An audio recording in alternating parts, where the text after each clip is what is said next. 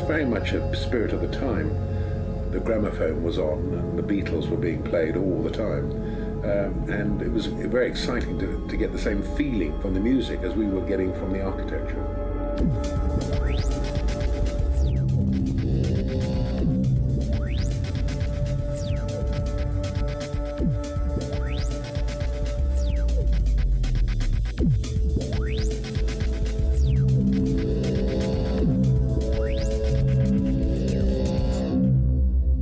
The Tricorn is basically a shell, a sculptural shell in raw concrete.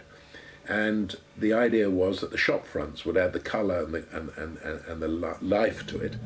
And by using brute concrete, as we called it, and using it in a sculptural form, we were attempting to produce a new form of architecture.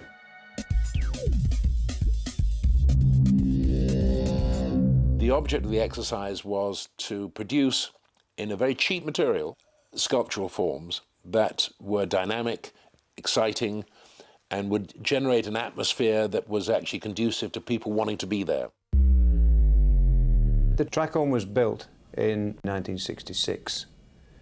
It was part of the post-war reconstruction for the city centre of Portsmouth.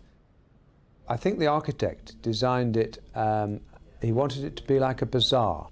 That's what he was trying to create, this imaginative structure that would be a commercial success, would have this feeling of life about it.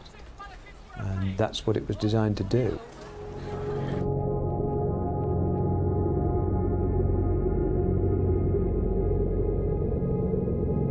I don't think it ever achieved its full potential in the 60s, so to that extent it failed.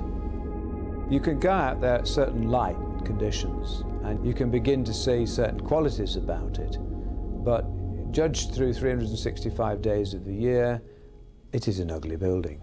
The flats had to be condemned shortly after they were built.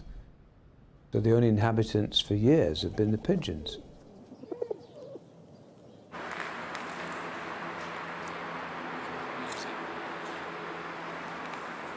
It was just, it's part of the planning brief, just to have some flats involved.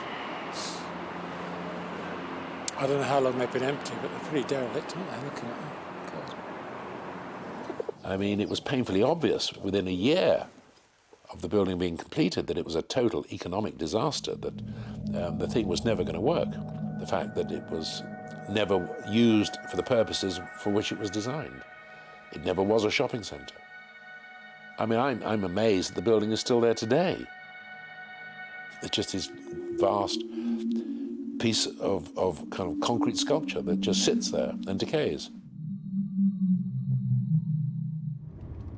I was attracted towards the somewhat quirky side of it and took a vast amount of film of Portsmouth, and it included the Tricorn. That was a kind of focal point in a way. And I've just continued this record of this strange building, really. I just like the building, I just like the shape of it, and I like everything about it. And I walk around it and think it's actually visually very exciting, but people don't feel secure in this type of architecture. They feel threatened, I think, really. Sometimes when I come down here and I'm alone, I feel threatened.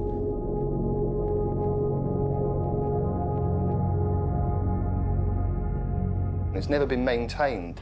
That's why it's always been run down and people go, oh, it's a bloody eyesore, because it's never been looked after properly. It's never been maintained. It's never been used for what it wanted to be used for.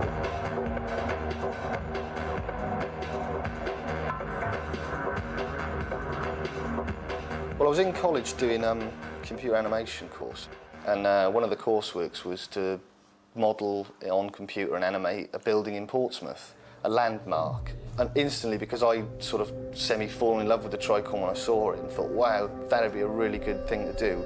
I knew they were planning to knock it down, so it was a way of sort of immortalising it. And it's a real pity they're going to knock it down. Real pity. They shouldn't. They should chrome it. That's my vision for the Tricorn, is chrome it.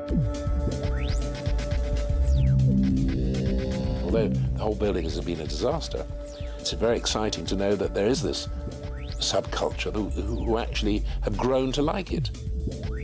They're actually experiencing the same type of feelings about it that we felt when we were designing it. The ideas have succeeded, and that to me is very heartwarming. There are a limited number of people who would like to see the building remain, but we've got an opportunity, if we remove it, to do something which is far more attractive, would be a spur to regeneration and investment in the city centre. So we're looking at 2001 as the date at which demolition might start.